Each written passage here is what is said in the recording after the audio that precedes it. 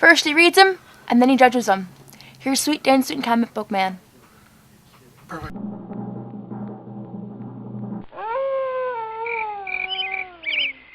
Are you sure? Hey kid, want to hear a comic book review? Well, you're in luck. There's Sweet Dan Sweet reviewing Batman Odyssey.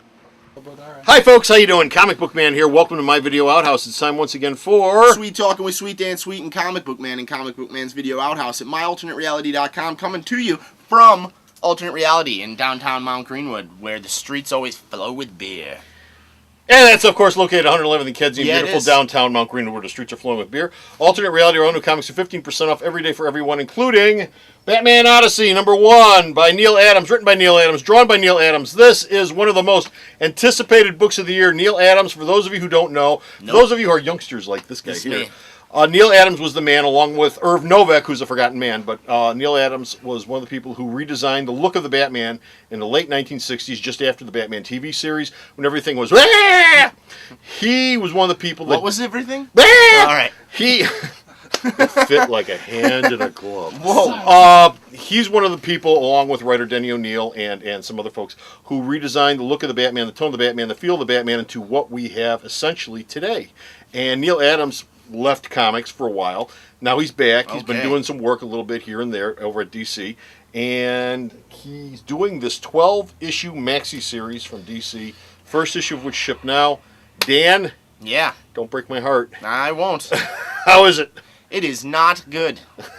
My heart is broken! It looks, you know what I mean? His art style is still, celebrated. It's still a visually good-looking book. Yeah. The problem is when he starts to write it.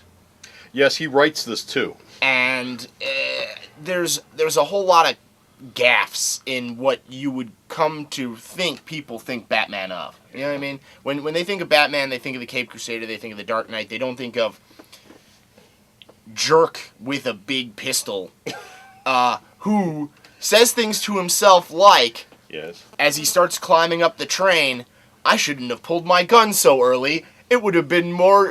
It would have been easier to climb the ladder. Yeah. It's like, yeah, dude, you don't have to show him with the gun and then, I don't know. It's like, yes, you get Man-Bat showing up after Batman has this huge shootout. One of the things that happens in this book is Adams brings in a lot of characters, and over the 12 issues, he will be bringing in all of Batman's rogues galleries, friends and foes, and it looks like Justice League members too. But they'll have his unique interpretation to them. I've seen his Aquaman on the back pages. Which you get Man-Bat. Man-Bat shows up, attacks Robin in some sort of pseudo-exercise routine. Yeah. Batman's still standing around talking about stuff, not relating to the fact that Man-Bat may or may not be trying to kill Robin, which is unclear to readers at the time. Yeah. And then he says, hey, Man-Bat, why are you Man-Bat and not Kirk Angstrom or whatever your name is? And he says it like this. Really weird. Hey! It's like the whole book is Batman with guns, Robin with guns, bad guys with guns. It's unclear if it's set in the past, in the present. Well, Robin is wearing his current costume. It's not the 60s Robin costume. It's the current costume. But it is Dick Grayson.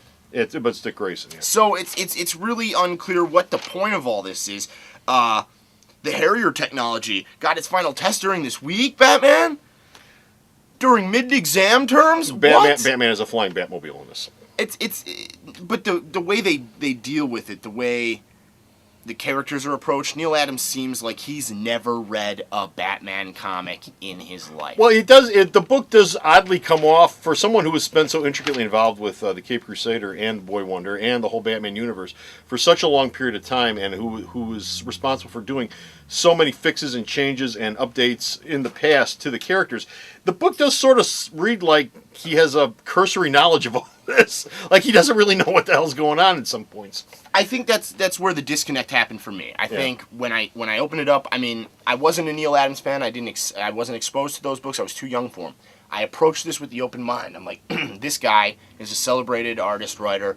I'm going to give this a shot because he might have something relevant to say on the character in its state right now. That is not the case. This is fan fiction at best. This is Neil Adams' wet dream Batman story. Maybe you're right. Maybe Neil Adams belongs to the NRA and he's trying to get a point across. I don't know. It seems so overloaded, so convoluted with, I don't know, just nonsense. The question I have is this, and All-Star Batman by Frank Miller and Jim Lee. All-Star Batman, how is it like that to a certain extent? I mean, All-Star Batman, the goddamn Batman, takes place obviously in its own universe, obviously on its own Earth, in its own continuity. It's separate from everything else DC's doing, and everybody accepts that, and that's fine. Is this sort of reads the same way that it's Neil Adams off in his own universe doing his own stuff with the character?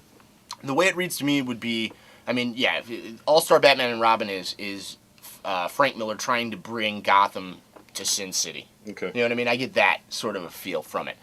He's trying to sex it up. He's trying to violence it up. He's trying to sort of goddamn it up a bit. What I get from here is sort of a mixture of that one extreme area of Batman, that universe, combined with the campy nature of the Batman TV show. Yeah. It's seriously, that's the feel I got. It's like, this can't be too serious, but it is.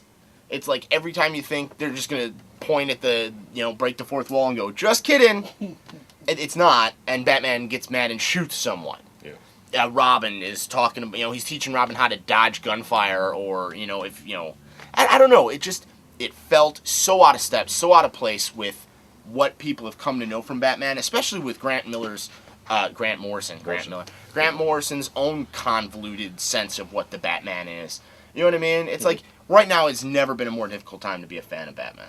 One of the things that longtime readers like me know is that in the late 70s, early 80s, Neil Adams broke away from comics when he stopped working at DC, which was his main stomping ground. And he went out and he founded Continuity Studios, which basically was Neil Adams' imprint for a bunch of characters like Megalith, like Jason Toyboy, or I think his name was Jason Toyboy, Ms. Mystic, which starred at Pacific Comics, and then moved over to Continuity, Crazy Man, a bunch of other stuff. All those books were Continuity Studios books, and all of those books had the imprint of Neil Adams on them. He didn't draw all of them, but it sure as hell looked like he drew all of them. He wrote most of them. Most of them never went past 4 or 5 issues. Most of them took forever to come out, and eventually all died on the vine because nobody cared anymore. He also did a book called Skate Man, which is a one of two. But the writing on those were all pretty atrocious back then. He wrote a lot of those. And going way back to his Deadman work on Strange Adventures, which was about the same time as he was redoing Batman, he wrote most of those Strange Adventures for DC. And while the art might be beautiful, the writing on those is pretty miserable also. And that's the thing. I mean, Adams is not a good writer. Is this going to be his legacy now, to go down as the guy who came back to Batman and messed it all up? I don't see this series going 12 issues. Unless he has all 12 in the can, I see this getting limited to like 8.